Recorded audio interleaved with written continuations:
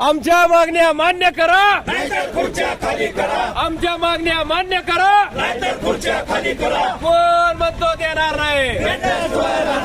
कामगार एकजुटीचा अरे बघता काय, सामील व्हा, अरे बघता काय. सामील व्हा. हम सब एक है, हम सब. आज दिनांक 3 सप्टेंबर 2024 पासून राज्य शासकीय कर्मचाऱ्यांप्रमाणे वेतन मिळावं या प्रमुख मागणीसाठी राज्यभरात धरणे आंदोलन करण्यात येत आहे. एसटी कर्मचाऱ्यांची दिनांक 7 ऑगस्ट रोजी माननीय मुख्यमंत्री तथा दोन्ही उपमुख्यमंत्र्यांसोबत बैठक झाली वेतनवाढी संदर्भात. 2016 ते 20 तसेच 20 ते 24चा कामगार करार आर्थिक मागण्यासंबंधीचा प्रलंबित आहे, तो ताबडतोब पूर्ण करावा ही प्रमुख मागणी. यासाठी पूर्ण राज्यभरात बेमुदत धरणे आंदोलन आजपासून चालू केलेलं आहे. एसटी सेवा बंद केली.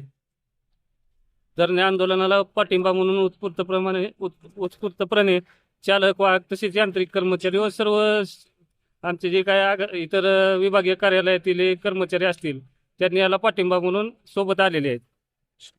प्रवाशांची तारांबळ उडाली सगळे.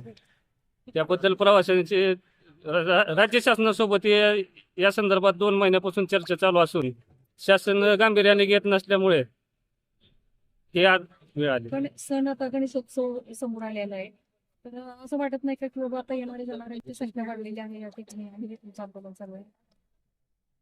शासन गंभीर नसल्यामुळे ही वेळ आलेली. नाव सांग. राजेश काशीद, विभागीय कार्याध्यक्ष, महाराष्ट्र एसटी कामगार संघ.